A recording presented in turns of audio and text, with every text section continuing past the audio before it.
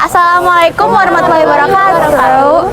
Kami dari mahasiswa Manajemen Resort and Leisure kelompok 4 PKN dengan tema demokrasi dengan anggota Saya Lutfi, Saya Tirmaida, saya Raihana, saya Vivi, saya Nawaka, saya Rafli. akan mewawancarai beberapa mahasiswa Fakultas FPIPS tentang RKUHP. Selamat siang Teh, nama saya Rai Dan saya Vivi. Kami dari Prodi Manajemen Resort Leisure mau menanyakan soal dari mata kuliah kami PKN. Nama Teteh siapa? Aku Gifar Aulia dari Prodi Pendidikan Kewarganegaraan. Ini pertanyaannya, apa sih pendapat kakak mengenai UU yang mengurangi masa hukuman koruptor menjadi paling singkat 2 tahun? Oke, sebenarnya itu tuh kita harus mengkaji dulu nih lebih dalam sebenarnya itu apa. Dan kalau teman-teman tahu nih ya, kalau soal korupsi itu bukan hanya pelaku utamanya aja, tapi ada pelaku utamanya, pelaku yang terbawahnya, pelaku yang nggak tahu apa-apa tapi ditangkap. Nah itu tuh kan masa singkat ya. Ada salah satu kasus korupsi juga siapa ya kalau nggak salah.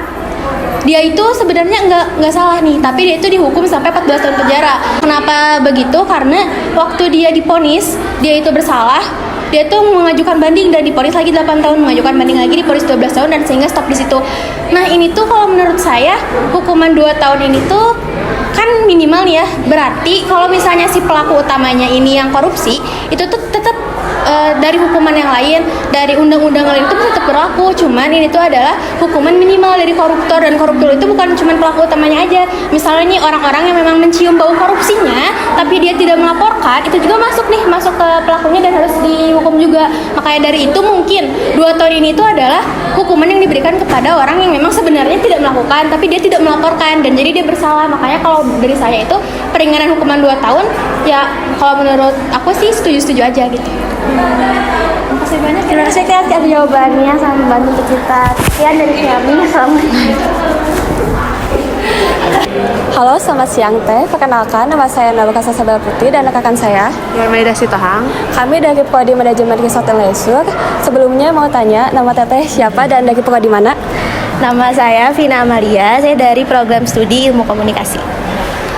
Di sini kami ingin mewawancarai Teteh. Apa sih pendapat Teteh tentang undang-undang mengenai larangan seks sebelum menikah yang mempengaruhi pariwisata di Indonesia? Oke, menurut saya tentang undang-undang larangan seks sebelum menikah itu sebenarnya cukup bagus ya untuk untuk mengurangi resiko adanya penularan penyakit seks penularan penyakit dan lain sebagainya gitu. Tapi sepertinya harus dikaji lagi tentang pertimbangan-pertimbangan terutama ini yang sedang kita bahas tentang pariwisata, yaitu bahwa kebebasan manusia itu bukan hanya terbatas di larangan seksual saja gitu. Tapi sebenarnya kalian udah tahu belum kalau misalnya larangan seks sebelum menikah itu ternyata hanya bisa dilaporkan kalau oleh orang tuanya gitu.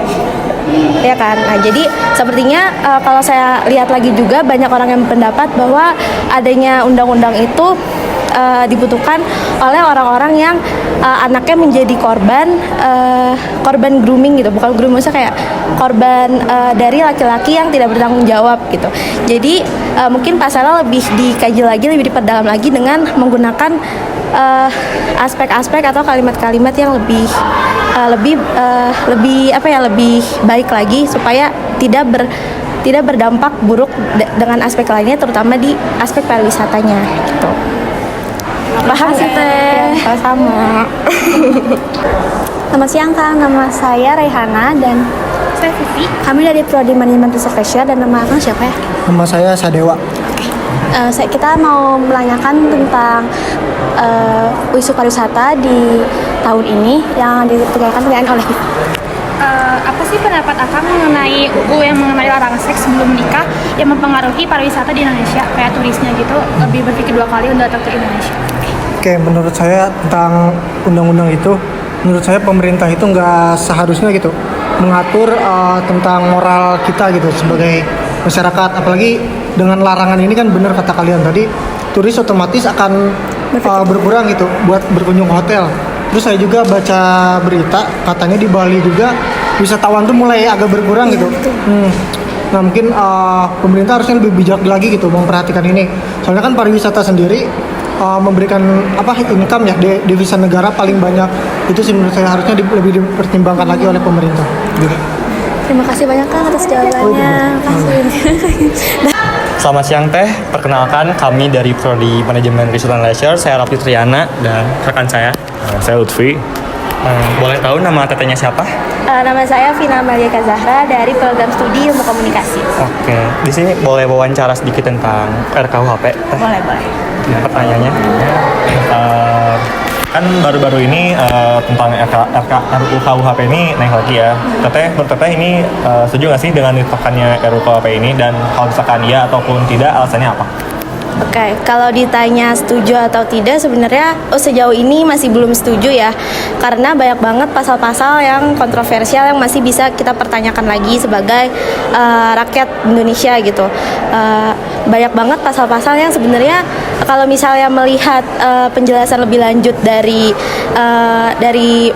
pemerintah sendiri itu sebenarnya bagus, tapi tidak memikirkan aspek dari kita ya sebagai rakyat Indonesia gitu. Jadi lebih ke saya mengambil salah satu contoh, misalnya pasal mengenai kritik pemerintah. Itu adalah salah satu pasal yang cukup kontroversial di tengah masyarakat. Menurut saya daripada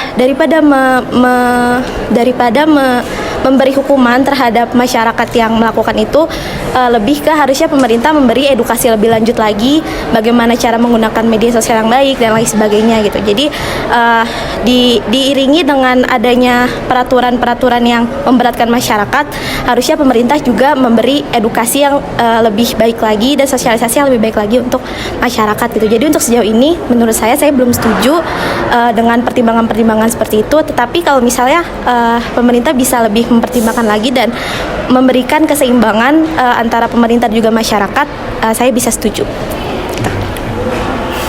Oke, baik Teh, terima kasih buat wawancaranya. Oke, sama. Sekian dari kami. Wassalamualaikum warahmatullahi wabarakatuh.